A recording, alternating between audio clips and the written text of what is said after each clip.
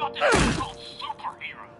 He's neither super nor a hero. So what does that add up to? A fraud? An attention seeker? It's a bunch of nonsense. What was that? Oh man, scenes like this, whether it's in a movie, a game, or even comics, really drill into the core of heroes like Spider-Man. While I hate to see our boy suffer, it's so important to show his human side. We'll get more into the meaning of the scene in just a bit, but I really do think it is the core, the beating heart of this entire game, and it's relatable situations like this that made Spider-Man 2 so great and gave it so much poignancy. Look, I struggle too, Spider-Man. We all struggle. We're the same, minus the whatever a spider can scenes like this make us believe. Anyone can wear the mask. For those of you that have stuck with this channel for the long run, you probably know that I don't really review games. In fact, this might be the first one I've ever done, but combining the fact that I've been playing Spider-Man games since the PlayStation 1 with my ongoing plea to Marvel for them to let Peter Parker grow up, which you can find right here, by the way, great video, it felt only right for me to cover Spider-Man 2. However, while I could probably spend this entire video talking about how fun it is just to get around in this game, I want to really hone in and focus on why this is such a perfect Spider-Man story, why it has the building blocks for a perfect Spider-Man movie. I think anyone who's played that first installment in Insomniac's Marvel franchise could have guessed that this sequel would be just as good, if not better. But look, you never know, sequelitis can set in, and I'm not gonna say that this game doesn't suffer from it. I'm struggling so hard to say game and not film, but for the most part, this game manages to overcome any minor setbacks it might have, you know, when it comes to just being bigger and more bombastic,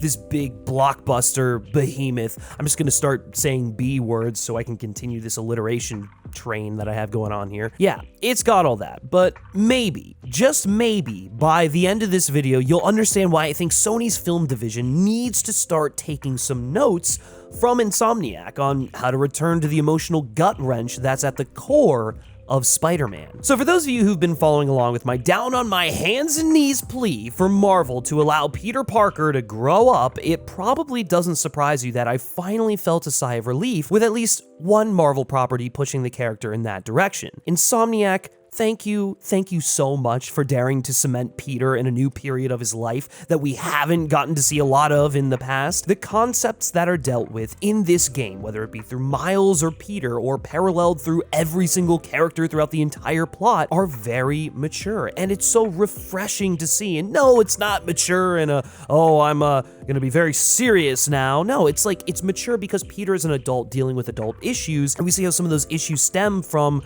not being able to do certain things when he was Miles' age. I love it, it's perfect, but we gotta start somewhere. So I'll start out asking the same question that Aunt May asked Peter towards the beginning of this film. How do we fill these metaphorical holes in our lives? Well, according to May, it starts out with balance. We all know it, the eternal Spider-Man dilemma. While it's had a constant presence in Spidey stories since the beginning, by aging up Peter and paralleling him with Miles, Insomniac is able to show a fresh, new take on this constant struggle in the lives of our friendly neighborhood heroes. In Spider-Man 2, no, not that Spider-Man 2, although that's also a masterpiece, we find Peter struggling to balance his life right off the bat. After an amazing intro, and actually amazing is kind of putting it lightly, after a fucking jaw-dropping opening where Peter and Miles are battling the Sandman in the most insane, kinetic, visceral, just like, oh my god, this opening is everything. It's like the perfect James Bond pre-title sequence, but tailor-made for Spider-Man. It's like, I want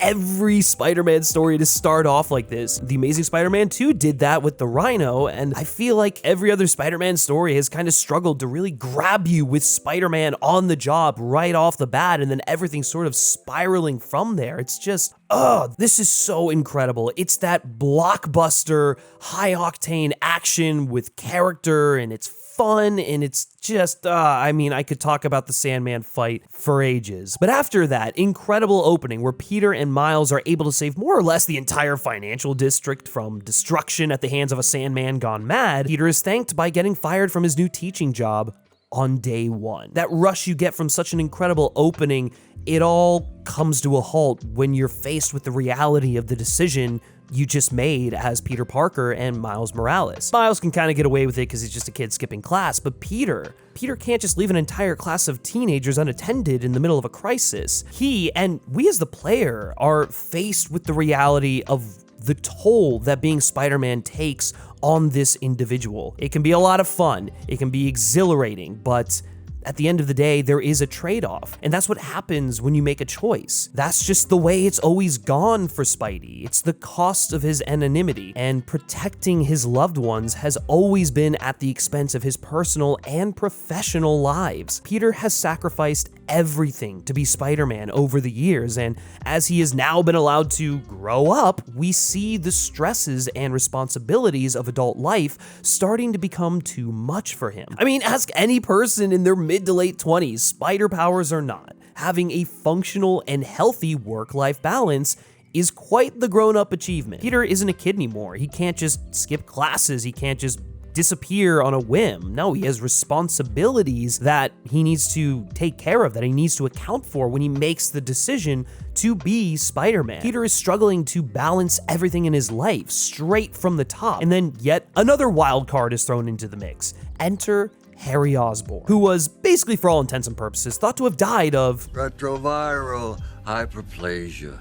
Harry comes back into his life and offers him a way out, a way to actually do something to make the world a better place and heal it for good. Problem is, it comes at the expense of Spider-Man. Spider-Man 2 explores a Peter who has given up everything for others at the expense of himself. It makes us, and even Peter, think that maybe it's time for him to take a step back from being the Spider full time. And then there's Miles. Miles is also dealing with balance issues in this game, but in a way that almost directly mirrors Peter's struggles. Miles is so connected with his community, both as Miles Morales and Spider-Man, and it's no surprise to see him slip into a comfortable position as the wall crawler of the Upper West Side. So much so that he prefers being Spider-Man over Miles, just like Peter kind of did, because it gave them power. It made them feel like they were doing something more, like they weren't stuck inside this box that a lot of teens feel they are at that age. You see Peter struggles so deeply with the guilt of the lives he's lost because he's Spider-Man. Miles, however,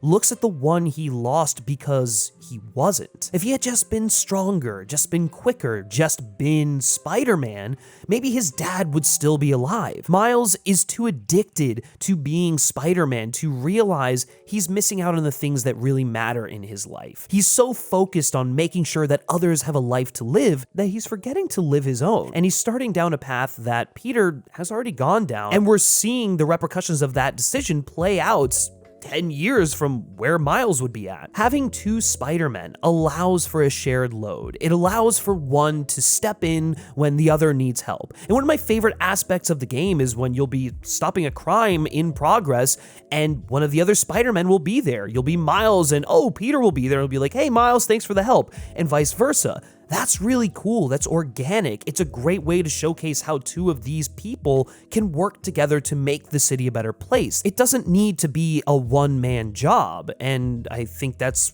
one of the things that Peter has to come around to realizing, is that he doesn't have to do it all by himself. He can take his hands off the controls a little bit because someone like Miles exists and is as good as being Spider-Man as he is. Unfortunately for our protagonists, they're both so tragically selfless, and neither of them realize how to ask for help. That's why I love how the game shows the importance of taking time for the people and moments that matter, slowing down and taking a break from the constant shit. Stop and smell the roses, if you will. The whole piece of the game that focuses on Coney Island is so sweet for this. I know some people don't really like it because it's slow, it's boring, blah, blah, blah, but look, I mean, it shows us three best friends trying to reclaim that time they lost and pining for the time that's gone. They're adults trying to live out their high school years again. Miles is living in that same time that Peter and his friends wish they had again, and he can't even see it. He can't see that he's missing out on dates with potentially the love of his life or time with his friend, to recognize that, that he's got his own personal stuff going on outside of just being the guy in the chair. But hey, again, ask any 20-something-year-old, when you get caught up in one part of your life, it's really easy for the rest to fall away. I mean, hell, ask any high schooler. They don't necessarily recognize what they have until it's gone. The idea of finding balance, of how to be the perfect Spider-Man, is such a present idea throughout this entire game, and as always, the lesson Peter, Miles, and even we need to learn is taught to us by good old Aunt May, going all the way back to the hole in Peter's room as a kid that he punched in the wall out of frustration for not being able to balance his life. That hole is the source of all his problems in his life. It's inconvenient and ugly and so obvious to anyone that walks in the room. May tries to teach him to take that hole and fill it with something meaningful and good. She tries to teach him how to turn that emptiness into something good. And once again, Aunt May has us both sobbing and questioning how we live our lives in general. Balance is a process, not a destination. Something I've always loved about Spider-Man is his willingness to give second chances to even the villains in his life. Both Peter and Miles live by a no-kill rule and have to live with the hope that putting criminals away will lead them to a path of recovery and rethinking their choices. I mean, most of the bad guys in Spidey's Rogues Gallery are just people that have been put in a really tough corner by society and life in general. They've been pushed to making decisions because of this pressure, and unfortunately, they've made a lot of wrong ones. Spider-Man stops these villains time after time, always hoping that this will be their last bout, that they'll change their ways, and most times, they don't, which can be extremely frustrating and a huge weight on your conscience, especially if you're Peter Parker. It's why Peter starts to question, am I responsible for every life taken by these criminals I put behind bars instead of just eliminating them altogether? Would killing them even make anything better, or would you end up falling into a pit of, dare I say, carnage? Second chances are abundantly present throughout the plot of this game, from successful second chances like Miles rehabilitating Lee, to failed ones like me trying to have a normal sleep schedule when one of these games comes out. They're everywhere. They're not exclusive to main characters either. Perhaps one of the most touching moments in the entire game isn't even part of the main plot. It's a side mission, and it truly speaks to how Insomniac gets the importance of Spider-Man, gets what he's all about. And it's our last moments with Howard, the beloved Pigeon Master, who tells us about how he wishes he had a second chance at life, how he'd do it different with what he knows now, but how he's still fortunate for the life he did live, how he's able to see the beauty in things even from a distance. Let's start with the second chance we've already mentioned, Miles and Lee. These two are tied together by tragedy. Miles' dad's death was a direct result of Lee's misuse of power, and while Lee might not feel specifically bad for killing Miles' dad, and many others, might I add, he is remorseful for his actions as a whole. He recognizes the pain that he's inflicted on so many people unintended. Meanwhile, Miles comes face to face with the man responsible for his father's death, only this time, he has the strength to take him down on his own. Kraven tries to exploit this anger and pain within Miles by putting him in this position, but more on Kraven's role in all this later. In the end, Miles makes the choice to spare Lee, perhaps not forgiving him, but allowing him a second chance to make up for it. Just because he has great power doesn't mean that he can use it irresponsibly, doesn't mean that he can just wreak havoc left and right. It's not a matter of flexing your strength, it's knowing when to dial it back. Miles' dad always believed in second chances, and this arc in the sparing of Lee proves that Jefferson Davis's heart is alive and well within him. By sparing Lee, Miles sees the immediate good that granting a second chance can do, as Lee is integral to Peter's success at the end of the game. He decides to make a change and be a hero.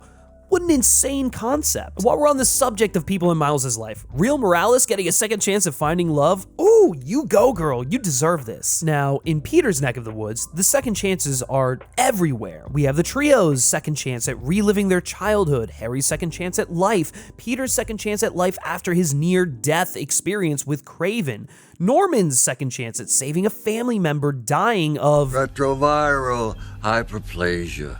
And most importantly, Insomniac's second chance at making the MJ missions any fun. Spoiler alert, they did, and also I never really hated them to begin with, but they managed to make them even better here because she's basically fucking John Wick, and it's awesome. But for now, let's focus on Peter, whose near-death experience led him down a very dark path. Literally. A near-death experience is a terrifying event for someone to have to go through in their lives, and Peter has been through many. But perhaps at least in this universe, this is the closest he's come to seeing the spider light. And miraculously, he survives with little help.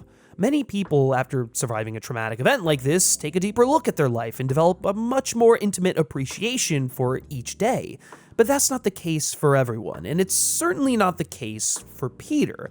Because he's been imbued with the power of the symbiote, he starts to think about the fact that he wasn't strong enough. He wasn't strong enough to save himself, wasn't strong enough to save others, and that now with this insane superpower, he can defeat Kraven once and for all. He can put him in his place and save the city. The entire plot of this game has over and over again screamed at Peter to take a step back, to not overstretch himself and appreciate his life. Appreciate the fact that his best friend gave up this thing that was keeping him alive in order to save him, to make his own life, not just Spider-Man's, worth something. From getting fired from his job to almost getting fired from this mortal realm, everything in Peter's world is telling him to take a step back. He just can't go guns blazing like this, especially when you have a villain that's as cold and calculating as Kraven. After narrowly escaping death, Peter has a second chance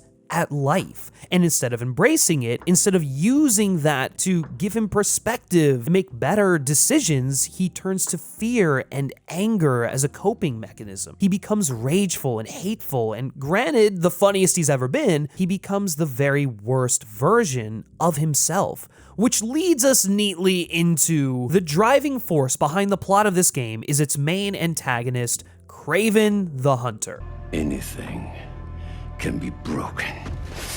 And yes, I'm calling him the main antagonist. While Venom takes control in the game's third act, or maybe it was like halfway through, either way, the events that led to it would not have happened without Kraven's push. Kraven is an interesting character on his own, a man dying of cancer, looking to leave his mark on the world and leave it stronger than it was before. He's so determined to die at the hands of a worthy opponent before his disease takes him, which makes him extremely dangerous and, in my opinion, should have been the standalone antagonist in the game.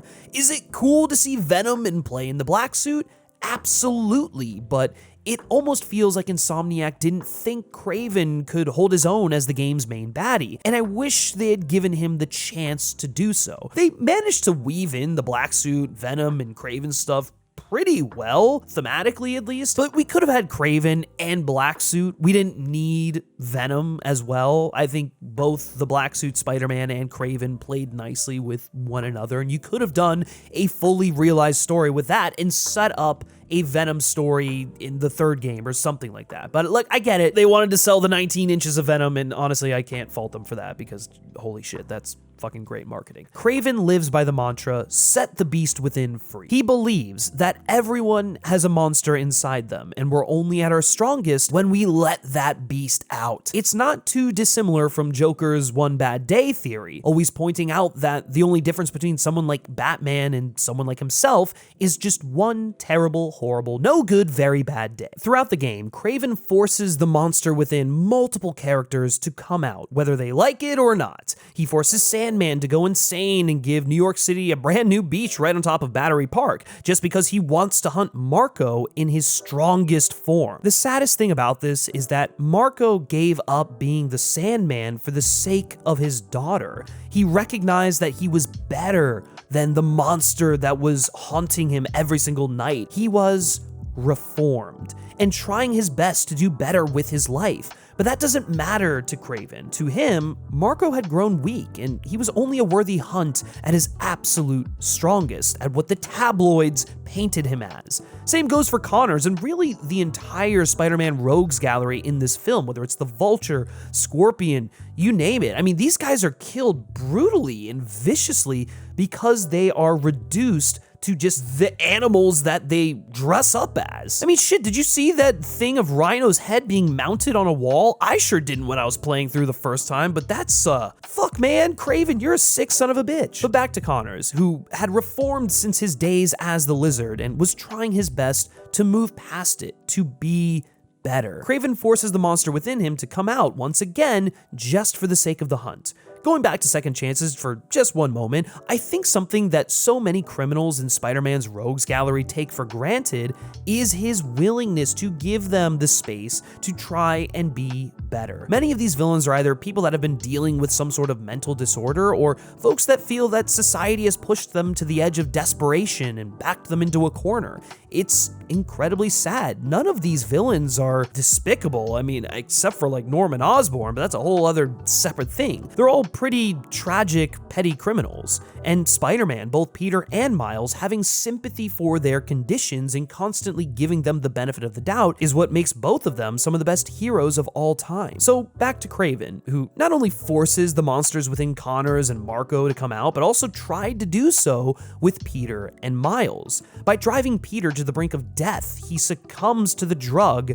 that is the symbiote. He becomes dependent on it. At the same time, Kraven forces Miles to take on the man he hates most, and instead of killing him, he spares his life. It all comes down to choices. When we're put in these impossible positions, we make the conscious choice to either fight off the darkness or succumb to it. And thankfully, this game gives us great examples of what happens when you choose either path. Let's start with the darkness and the choice to be consumed by it. In many cases, it's the easier option. I mean, really, in all cases, it's the easier option. There's so much less resistance in the path that leads to anger and hatred, but the results are, let's say, less than favorable. For Peter, being consumed by darkness is a quite literal choice as he slowly lets his new fun black suit take the reins in his mind. Through the symbiote, all of Peter's pain, all the rage and hurt he has felt over the years turns into strength. And as a man who almost just died, he feels he needs to rely on that strength as a crutch. He needs to be stronger to be a better Spider-Man. However, while it does make him physically stronger, it does start to blur the lines of who his enemies are. Anyone that disagrees with him, goes against him, or even outshines him is now the enemy. The path that Peter takes starts great. I mean, it almost always does. For Peter, the black suit promises him the ability to protect the ones he cares about. But if he drives away those same people, then who's left?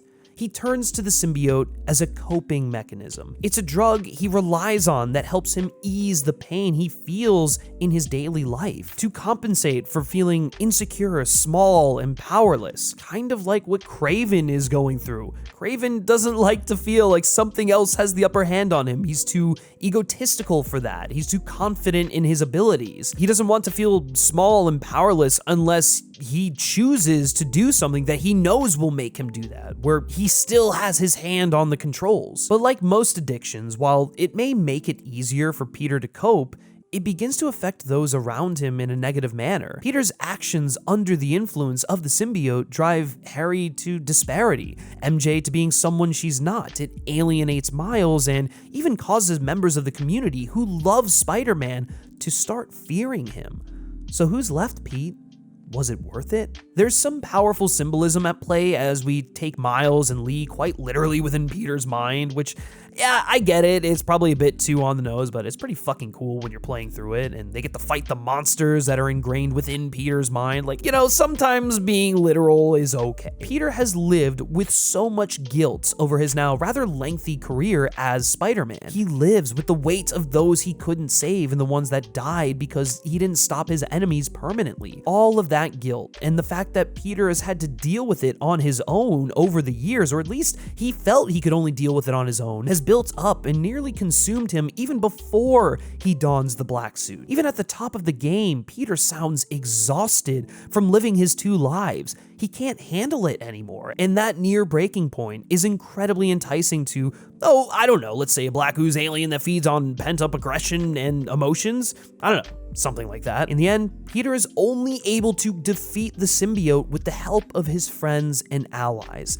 something that, until recently, Peter never had.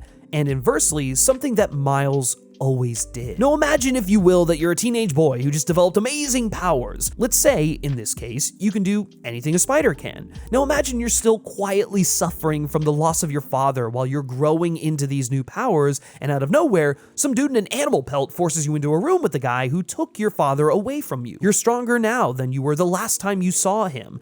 You have the power to make him pay for what he's done. What do? The crazy thing about Miles in this situation is how sure Kraven is that he'll get him to unleash the beast, and he just doesn't. He won't do it. He's better than that. Miles is the only person to prove Kraven wrong in the entire game. He's grown so much in his short time as Spider-Man, and by the end of the game, it could be argued that he's already surpassed Peter. I mean, the game certainly argues that, but I mean, you feel it too. Miles chooses the harder path. It would have been so easy for him to end Lee, to make him pay for what he did, but he doesn't. He rehabilitates him, offers him a second chance, and what started as a tougher path leads to a much easier and stronger ending. Try as Kraven might to prove that everyone is strongest when they unleash their inner demons, their beast, Miles proves him wrong. In that moment, Miles becomes the legacy of Peter Parker.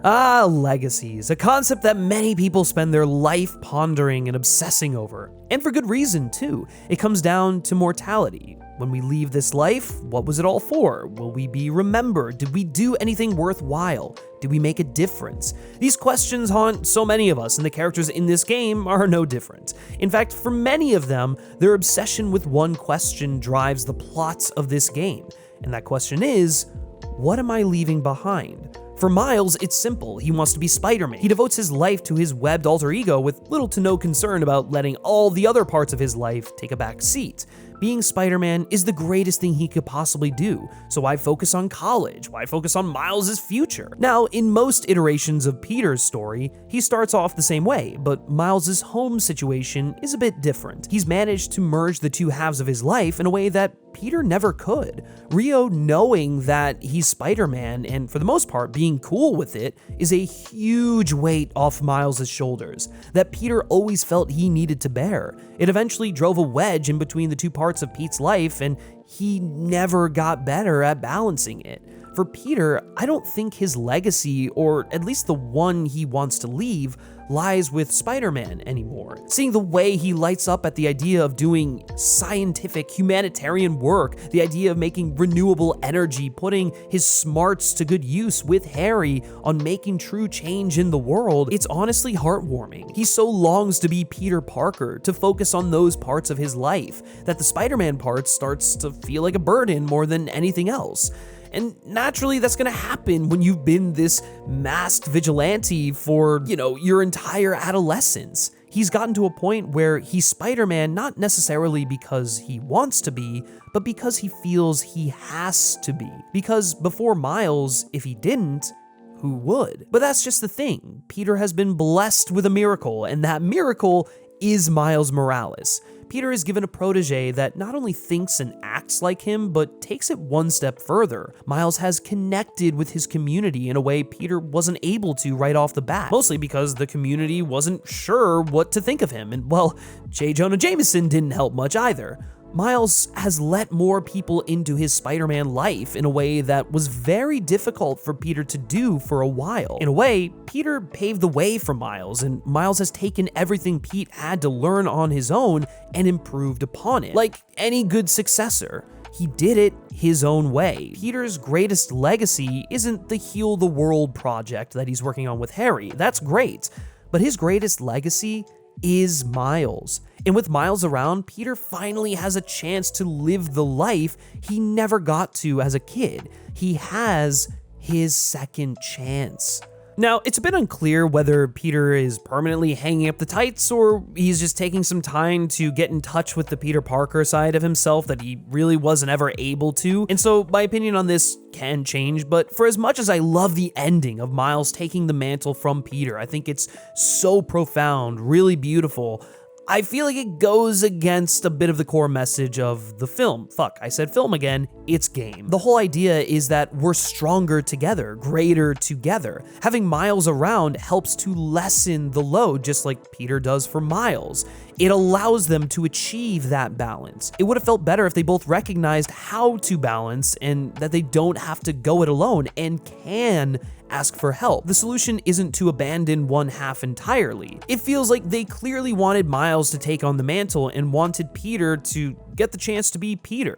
It was an idea they probably had pretty early on and just sort of made it work when it wasn't necessarily the best ending for the story. I mean, again, this is assuming that Peter is hanging up the tights. I don't know. The ending as a whole works, but that for as emotional and sweet as it is, I don't know. I guess they sort of teed it up early with Peter wanting to spend his time with the people that mattered most to him, to not be alone. You could feel him wanting to pull away from being Spider-Man, but you could also feel Miles using Spider-Man as an escape equally as negatively. So should Miles' selfish wish be granted? I guess he learns the power and responsibility he has as Spider-Man now, and that it's not about using it as an escape, but a chance to give other people second chances, which he sort of does with Peter and the Heal the World Institution to carry on he and Harry's dream. I guess a lot of my issues with the ending probably stem from what they do next. Whatever that game may be, that DLC may be, will probably bring about my final verdict on the ending of this game. But outside of Miles and Peter, there's some darker legacies present in the game as well. The one I really want to focus on, which I think may just lead us into our next Spidey adventure,